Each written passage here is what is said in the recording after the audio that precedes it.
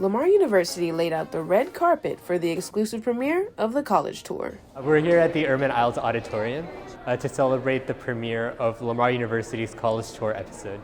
10 students were selected to share their story, defining aspects of the institution and be involved in media production.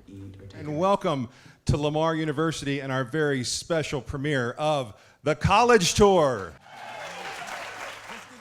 Streaming on platforms like Amazon Prime and Netflix, this show is putting Lamar University on the map. I think a lot of people see Lamar University as a commuter school, kind of just somewhat like a community college, and we're not. We're a Division I university.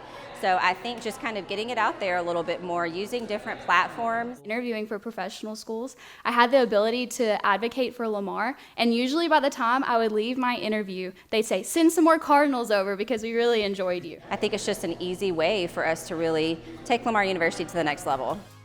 Moving into this university's centennial year, the story of this campus will be shared around the globe.